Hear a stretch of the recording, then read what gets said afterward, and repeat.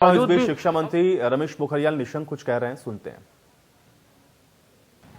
लेकिन उसका एक सिस्टम तैयार करेंगे आंतरिक मूल्यांकन के आधार पर, और जो उसका प्रैक्टिकल हुआ है, इन दोनों को जोड़ करके सीबीएसई को कहा गया है कि एक प्लान बनाए हो ताकि उसका मूल्यांकन भी हो और उसी के आधार पर उसकी कक्षा में पदोन्नति भी हो।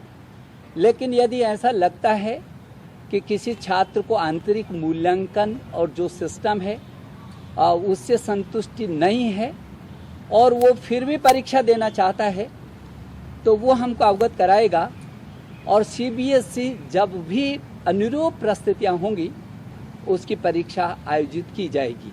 पिछली बार भी हमने यही बात कही थी।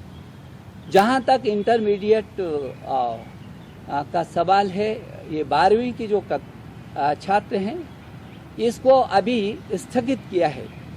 31 मई तक इस परीक्षा को उनका स्थगित किया है। 1 जून को आगे की तिथियों को हम सुनिश्चित करेंगे कि कब उनकी परीक्षाओं को करना है।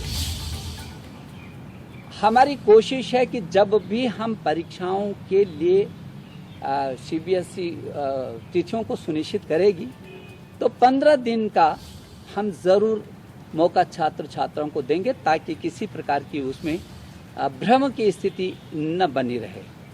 मैं देश के प्रधानमंत्री जी का बहुत आभारी हूँ कि उन्होंने, चाहे वो नई शिक्षा नीति हो और चाहे वो ऑनलाइन पीएम ई विद्या का विषय रहा हो, देश के 30-33 करोड़ छात्रों के साथ पीछे से चट्टान की तरह उनका हमको जो मदद मिलती है, सहयोग मिलता है, जो मार्गदर्शन मिलता है, जो हमको संरक्षण मिलता है, शायद ही किसी देश के प्रधानमंत्री जो सीधे बच्चों से संवाद करते हों और उनकी कठिनाइयों में हर हालत में उनके साथ पूरी ताकत के साथ खड़े नज़र आते हों।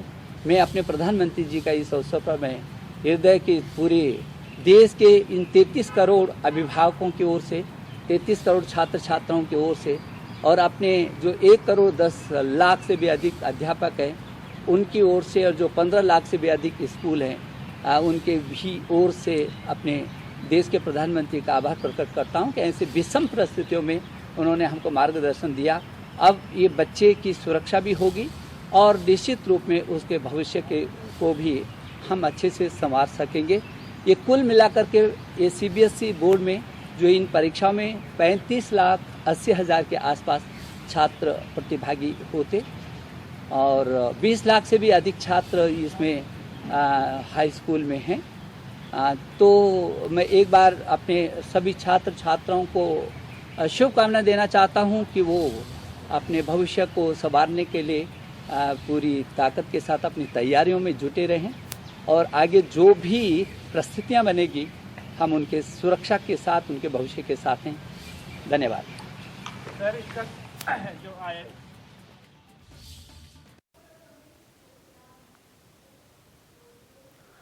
तो रमेश पोखरियाल निशंक को आप सुन रहे थे। चूंकि 10वीं और 12वीं के सीबीएसई की परीक्षाओं को लेकर के आज बेहद महत्वपूर्ण फैसला लिया गया है, जिसमें 10वीं की परीक्षाओं को रद्द कर दिया गया है और 12वीं की परीक्षाओं को टाला गया है। उसको लेकर के जानकारी शिक्षा मंत्री रमेश पोखरियाल निशंक के द्वारा दी जा रही थी, जिसमें उन्होंने स्पष्ट तौर पर बताया है कि 12वीं को लेकर के 1 मई के बाद जो फैसला है वो लिया जाएगा और इससे पहले भी 15 दिन का समय छात्रों को दिया जाएगा।